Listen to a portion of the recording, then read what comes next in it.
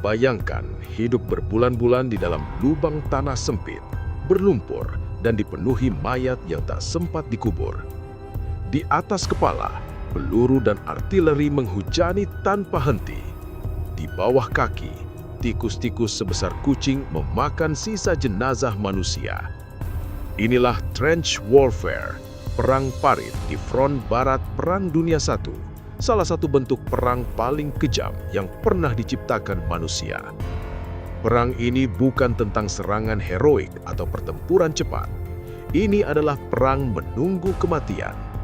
Seorang tentara bisa bertahan hidup hari ini, namun besok tenggelam di lumpur, mati karena gas beracun, atau tewas oleh peluru penembak jitu yang tak pernah terlihat.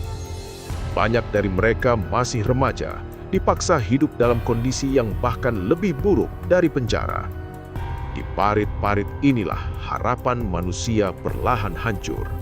Tidak ada pahlawan, tidak ada kemenangan cepat, yang ada hanya rasa takut, bau busuk kematian, dan perintah untuk terus bertahan atau mati. Dan inilah kisah nyata neraka yang disebut Parit Barat.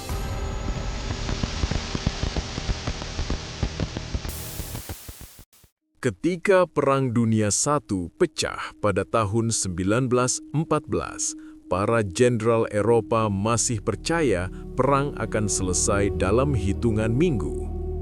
Tentara Jerman, Prancis, dan Inggris maju dengan keyakinan tinggi, mengenakan seragam mencolok dan membawa doktrin perang kuno. Namun kenyataan di front barat berkata lain.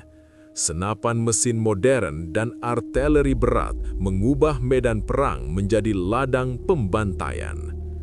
Serangan frontal berakhir dengan ribuan mayat dalam hitungan jam.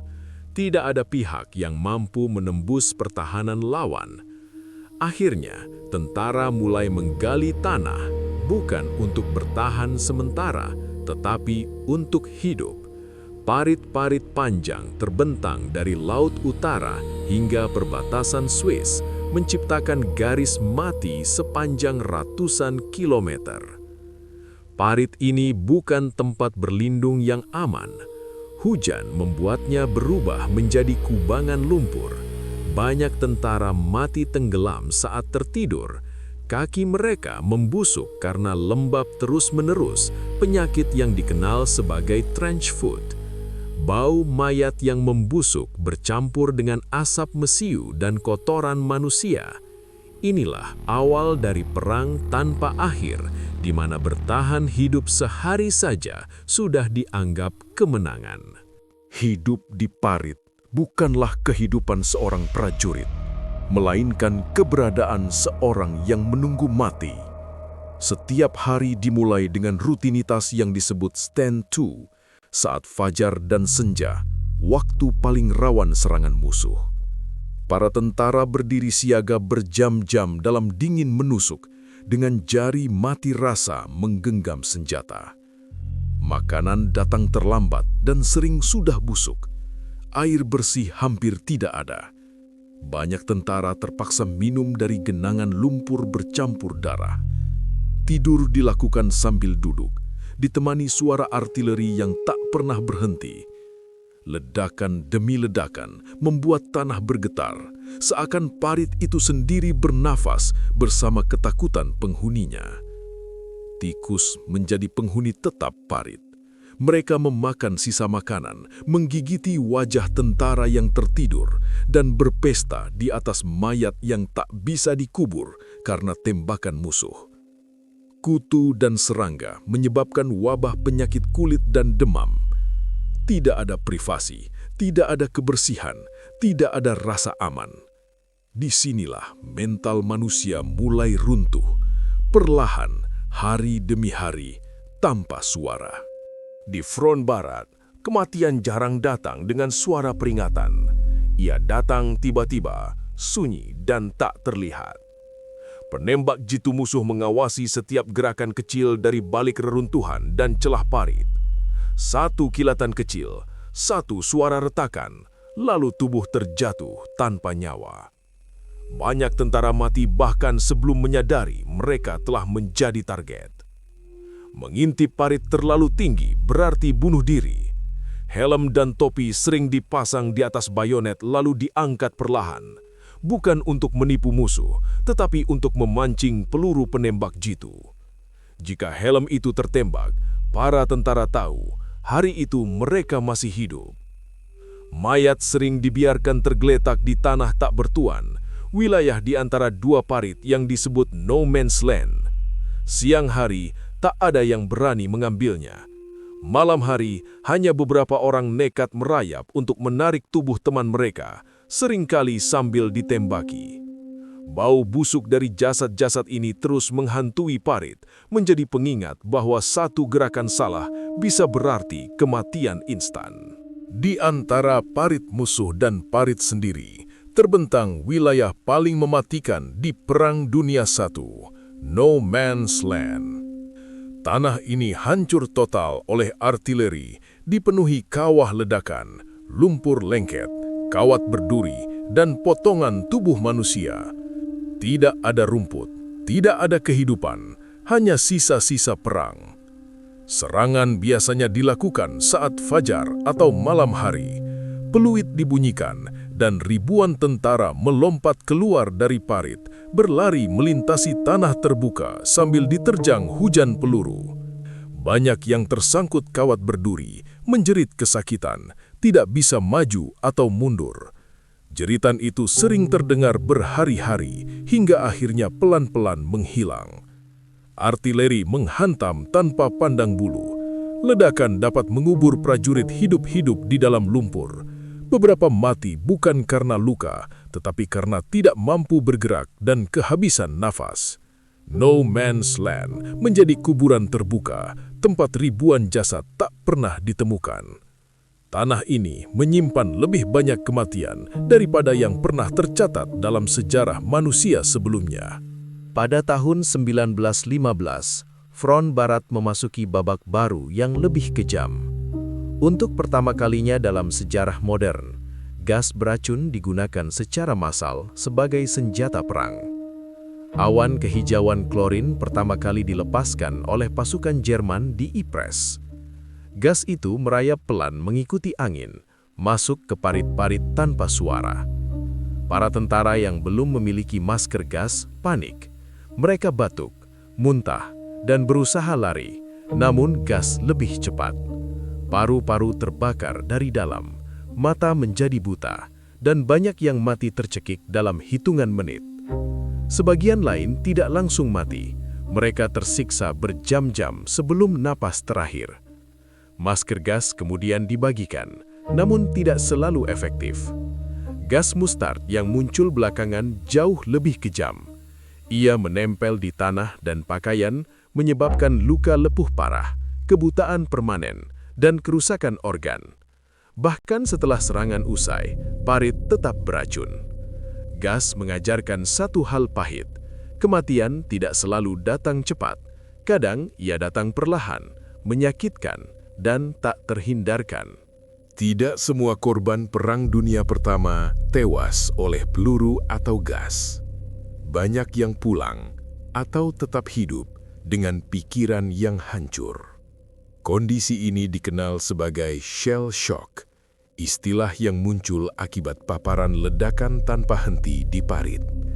Ledakan artileri yang terus-menerus membuat otak manusia berada dalam ketegangan ekstrim tanpa jeda.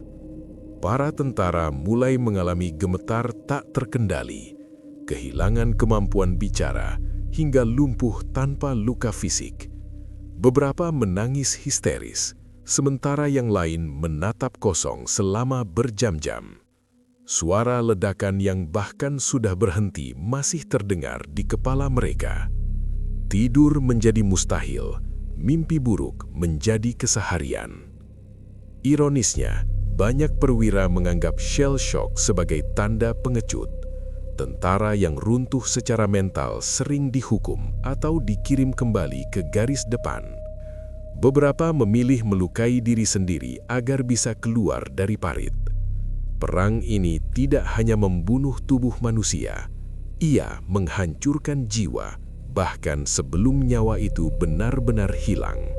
1916 menjadi puncak kegilaan Perang Parit. Dua pertempuran terbesar dalam sejarah manusia pecah hampir bersamaan, Verdun dan Somme. Di Verdun, Jerman berusaha membuat Prancis berdarah sampai mati. Selama berbulan-bulan, jutaan peluru artileri menghantam area sempit tanpa henti. Tanah berubah menjadi abu dan benteng-benteng runtuh menjadi kuburan massal. Di Somme, Inggris melancarkan serangan besar setelah bombardemen artileri selama 7 hari penuh. Para jenderal yakin tidak ada satupun musuh yang tersisa hidup. Namun ketika tentara keluar dari parit, senapan mesin Jerman langsung menyambut mereka. Dalam 1 hari saja, 1 Juli 1916, lebih dari 57.000 tentara Inggris menjadi korban. Jumlah terbesar dalam 1 hari sepanjang sejarah Inggris. Mayat menumpuk begitu cepat hingga tidak bisa dikubur. Banyak tentara berjalan di atas tubuh teman mereka sendiri. Pertempuran ini tidak menentukan kemenangan besar bagi siapapun. Yang tersisa hanyalah angka korban yang tak masuk akal. Ratusan ribu nyawa hilang demi beberapa meter tanah yang segera direbut kembali oleh lawan. Ketika Perang Parit menemui jalan buntu, negara-negara yang terlibat mencoba menciptakan solusi melalui teknologi baru. Salah satunya adalah tank, yang pertama kali digunakan Inggris pada pertempuran Somme tahun 1916. Mesin baja ini dirancang untuk melindas kawat berduri dan menembus parit musuh. Saat pertama muncul, tank menciptakan ketakutan luar biasa di pihak lawan. Namun harapan itu cepat memudar. Tank generasi awal sering mogok, bergerak lambat, dan mudah rusak oleh artileri. Banyak kru terbakar hidup-hidup di dalamnya. Senjata lain seperti penyembur api juga diperkenalkan. Senjata ini bukan hanya membunuh, tetapi meneror. Api menyapu parit, membakar manusia hingga tak bisa dikenali. Alih-alih mengakhiri perang, senjata baru justru menambah lapisan horor. Setiap inovasi tidak membawa kedamaian, hanya cara baru untuk membunuh. Perang tetap buntu, parit tetap terisi, dan kematian terus berulang. Harapan akan kemenangan cepat semakin menjauh, digantikan oleh kelelahan massal yang mendalam. Setelah bertahun-tahun bertempur tanpa hasil nyata, semangat tentara di front barat mulai runtuh. Banyak dari mereka telah melihat terlalu banyak kematian untuk masih percaya pada kemenangan. Tubuh mereka lelah, pikiran mereka hancur, dan harapan hampir habis. Perang ini terasa tidak ada akhirnya. Pada tahun 1917, pemberontakan pecah di beberapa unit tentara Prancis. Para prajurit menolak maju ke medan pertempuran yang mereka tahu hanya akan berakhir dengan kematian sia-sia. Mereka tidak menolak perang, tetapi menolak mati tanpa tujuan. Komando militer merespons dengan hukuman keras, pengadilan militer dan eksekusi untuk memberi contoh. Di pihak lain, tentara Jerman dan Inggris juga mengalami kelelahan ekstrim. Surat-surat dari parit dipenuhi kerinduan pulang dan ketakutan akan kematian yang tak bermakna. Banyak tentara mulai berharap bukan pada kemenangan, tetapi pada satu hal sederhana. Perang ini segera berakhir. Front Barat telah menguras bukan hanya pasukan, tetapi juga kemanusiaan itu sendiri. Pada tahun 1918, Perang Parit di Front Barat akhirnya mulai runtuh. Masuknya Amerika Serikat, blokade ekonomi, dan serangan gabungan dengan taktik baru perlahan memecah kebuntuan.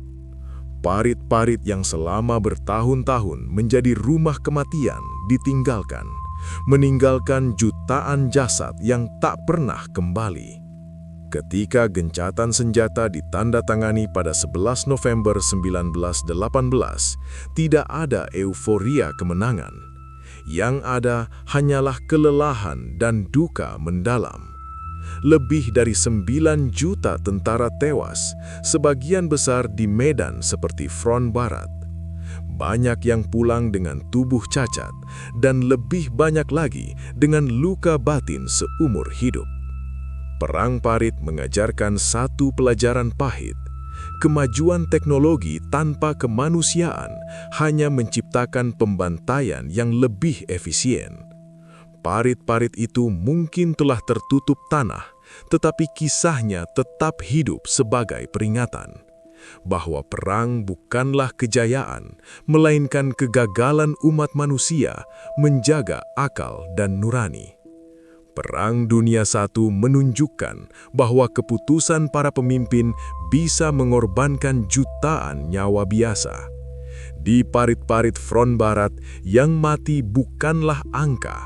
Mereka adalah manusia dengan mimpi, keluarga, dan masa depan yang direnggut. Jika kamu merasa kisah ini membuka mata dan membuatmu berpikir ulang tentang arti perang, tekan tombol like agar lebih banyak orang belajar dari sejarah kelam ini. Tulis pendapatmu di kolom komentar. Menurutmu, apakah manusia benar-benar belajar dari perang? Dan subscribe agar kamu tidak ketinggalan kisah nyata sejarah paling kelam dan mencekam lainnya.